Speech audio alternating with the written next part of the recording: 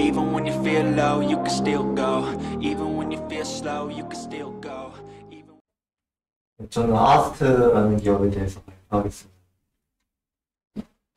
아스트라는 기업은 한국항공우주로부터 2000년도에 인타가 돼서 보잉에게 인증을 받고 2002년도부터 보잉한테 공급을 한 업체고요. 2018년도에는 엠브라이어라는 브라질 항공기 업체 공급계약 체결을 받았습니다. 2019년도에는 이제트라는 기종의 공채에 관련된 기술 이전, 그런 제조 판매 사업 권리 같은 거 양수를 받았고요. 최근에는 에어버스 협력업체 승인 리스트 1차 벤더 공급업체 선정이 됩니다. 주요 제품, 이 회사 같은 경우에는 항공기 공채를 제작해서 이제 항공기 회사에 부품을 공급하는 회사인데요. 섹션 48이라는 슬래지라는 공채, 그다음에 겉에 있는 스킨, 눈, 그다음에 끝에 있는 꼬리 같은 그런 것들을. 슬래지라는 게 동체라는 건데, 이 동체라는 게 이쪽의 바디 부분이라고 생각을 하시면 돼요. 이게 동체라고 생각을 하시면 되고, 이 부분에서 이 회사는 이제 섹션 48이라는 꼬리 부분이 있거든요. 이쪽 부분을 제작을 해서 부품을 공급하고 있습니다. 덱이나 도어 같은 경우는 덱은 화물칸을 뜻하고, 도어는 이제 비상구나 문, 이게 섹션 48입니다. 이런 문도 이제 사람이 오고 가는 문도 있지만 엔진이 나오거나 그런 데를 할 때 APU 도어라고 해서 그런 문이 존재합니다. 이런 것들이랑 이제 골격제 부품인 거라고 하는 이런 걸 종합해서 부품을 공급하고 있습니다. 이 회사 같은 경우는 수주를 받아서 이제 회사를 운영하는 회사인데요. PDC라는 회사가 보잉이라는 회사의 1차 벤더입니다. 1차 벤더에 아스트가 과거부터 계속 공급을 하고 있었고요. 현재는 9천억 정도의 수주 잔고가 있고, 이 회사 같은 경우에는 미국 항공기 회사 트럼프의 계열사인데요. 자이언트라는 항공기 회사의 계열사인데 860억 정도. 그 다음에 2018년도, 19년도에 이 브라질 항공기 업체라는 곳에서 수주를 2조 1천억 가량 엄청 크게 받았어요. 그 다음 2022년도 4월하고 이제 말쯤에 이제 터키 국영 쪽에서 국영 항공기 업체에서 500억 정도 받았고, 이제 이스라엘 방산업체에서 500억 정도, 합계 한 3조 정도 수주 잔고가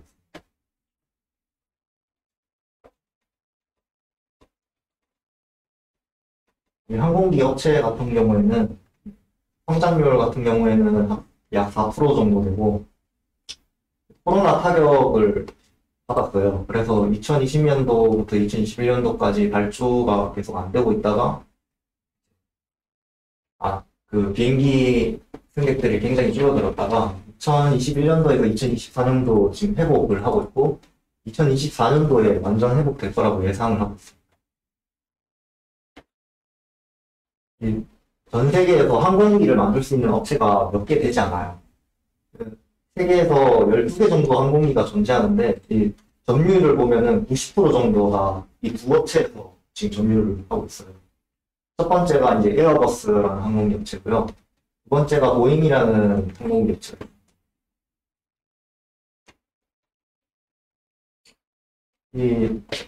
이 산업 같은 경우에는 되게 진입장벽이 굉장히 높은데요. 그 이후에 말씀드리자면은 사고가 한 번 나면은 엄청 큰 사고가 날 수 있고, 그래서 자동차 산업보다도 항공기 산업이 훨씬 더 진입장벽도 높고 안정성이랑 신뢰가 엄청 강요된 산업. 그래서 수주를 받으려면은 장기간 거래했던 실적이나 인증 같은 요소들을 다 붙이고 나서 벤더가 될 수 있고요. 그리고 한번 거래를 트면은 10년에서 30년 동안은 계속 수주를 받는다고 생각을 하죠. 투자 포인트에 대해서 말씀드리자면은 비행기 탑승 승객이 코로나 때 굉장히 줄어들었다가 지금 턴어라운드 하는 모습을 보이거든요. 일단 코로나 때 비행기 승객이 굉장히 폭락을 해서 이 비행기 항공기 업체에서 발주를 굉장히 미쳤어요. 그래서 이게 다 회복이 될 거라고 생각을 하고 있고, 일단 중국이 현재 일fun행 진행형 중인데 회복이 더 가속화돼서 아마 더 빠른 시일 내로 항공업계가 다 회복을 하지 않을까라는 생각을 가지고 있습니다. 그 다음에 최근에 비행기 공급이 수요를 따라가지 못하는 모습 시그널이 보이고 있어요.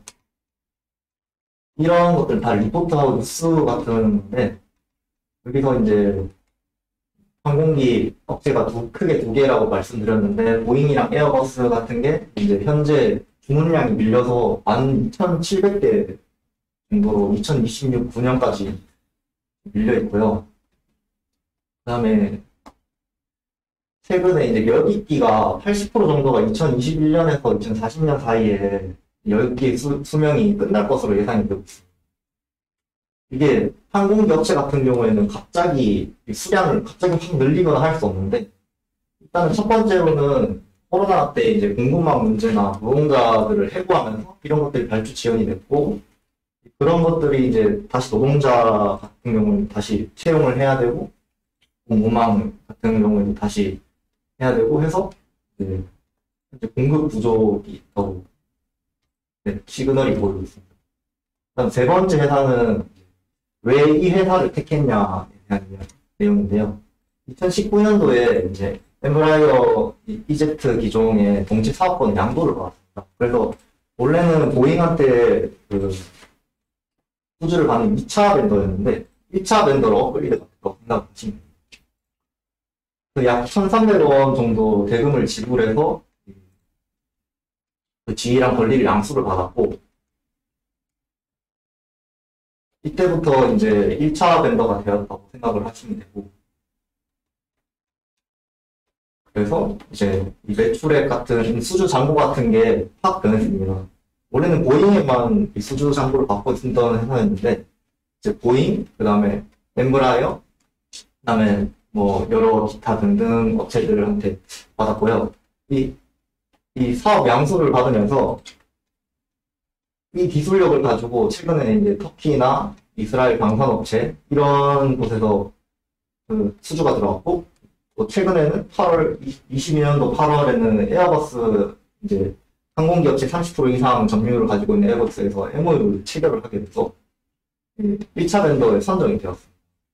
아직 수주 같은 경우에는 보이고 있지 않지만 앞으로 그런 가능성이 있지 않을까라고 해서 한번 발표해 봤습니다.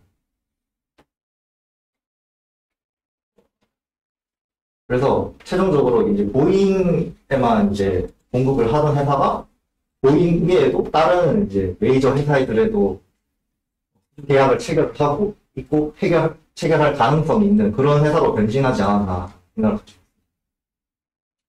이제 리스크 포인트랑 주주랑 같이 묶었는데, 왜냐하면 리스크 포인트가 주주랑 같이 생각을 해야 돼서 한번 묶어봤습니다.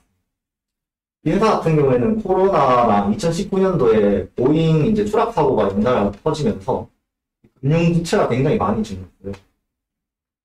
그때 이제 2019년도에 엠브라이어한테 이제 사업권 양도를 받으면서 1,400억 정도 사용을 했고, 보잉이 이제 추락 사고로 발주가 지연이 되고, 또 20년도에는 코로나 때문에 또 발주가 지연되고 해서 이 장사가 안 되는데, 이때 사업권 양도를 1,300억 정도를 써버리니까 금융 부채가 굉장히 크게 증가해버려서 작년에 영업이익보다 이 금융 이자가 더 많이 나갔던 걸로 기억을 하거든요. 원래 부채 비율이 높긴 하지만은 이 영업비용 돈 벌어들이는 돈보다 나가는 비용이 더 많으면 안 되잖아요. 그런데 그거를 해결을 하기 위해서 유상증자랑 시비 같은 거를 이제 계속 발행을 하다가 이제 너무 대주주 지분율이 적어지니까 이제 결국 대주주가 회사를 매각하기로 결정을 하게 됩니다. 그래서 12월 달에 연합자산관리라는 유한커라는 회사인데요. 이 회사가 기업 구조조정 실채권 투자를 하는 회사입니다. 이 회사 같은 경우에는 은행들 자본을 베이스로 하고 있는 회사이고요. 이 회사가 이제 유증 700억 정도, 그 다음에 CB를 400억을 자기가 다 떠안으면서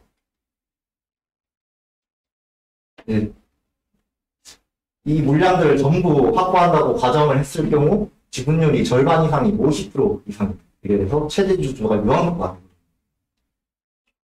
그리고 이게 이제 시장에 이제 팔지 않고 시비 물량 같은 경우 전환하지 않고 한다는 이 이유가 이 회사의 유한코 회사의 전략 같은 경우가 이제 재무 상태가 부실한데 기술력이나 이런 것들이 있는 회사를 인수를 해가지고 재무 상태를 정상화시키고 그래서 재매각하는 전략을 항상 펼쳐. 예시로는 오리엔탈 전공이랑 페이퍼풀이에요.